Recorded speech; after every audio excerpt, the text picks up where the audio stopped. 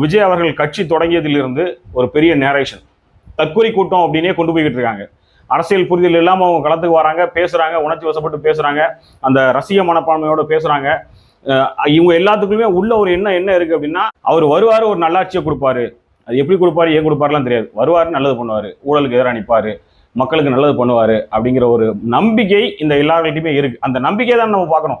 இப்போ இவங்க எல்லாம் வந்து இந்த ஒரு பெருங்கூட்டத்தை தற்கொலைன்னு சொல்லி ஒதுக்கி வைக்கிறாங்கல்ல, இந்த நேரேஷனை செட் பண்ணி ஒரு மாசமா ஃபுல்லா கொண்டு போயிட்டு இருக்குது. சீமானும் சாட்டை துரைமுருகனும் பெருசா இதை பேசிக்கிட்டு இருக்காங்க. இந்த இப்போ 15 ஆண்டுகள்ல கல்வி நிலையங்கள்ல இருந்து வந்து வெளிவந்திருக்கக்கூடிய இந்த நபர்கள், இப்போ இந்த தற்கொலை கூட்டம் இவங்க ஒதுக்குறாங்க இல்லையா, விஜய் ரசிகர்கள், இந்த கூட்டம் ஏன் தற்கொலைகளாக மாறுச்சுங்கிற ஒரு கேள்வியை நம்ம வைக்கிறோம்ல. இன்னைக்கு இந்த தேர்தலுக்குள்ள, ஜனநாயக முறைக்குள்ள இருக்கக்கூடிய இந்த தேர்தலுக்குள்ள விபச்சாரம் பண்றவங்க ஓட்டு போடலாம், கள்ளச்சாராயம் விற்கிறவங்க, கள்ளச்சாராயம் குடிக்கிறவங்க ஓட்டு போடலாம், மணல் அள்ளி விற்கிறவங்க, மலையை திருடி விற்கிறவங்கலாம் ஓட்டு போடலாம். இவர்கள் எல்லாம் புனிதர்கள், இவங்க ஓட்டுலாம் புனிதமாயிருது.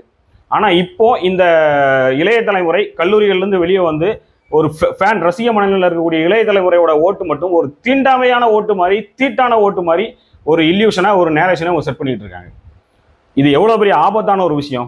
இந்த எல்லா இளைய தலைமுறையுமே இனி வரக்கூடிய இந்த சமூகத்தினுடைய தூண்கள் தான்.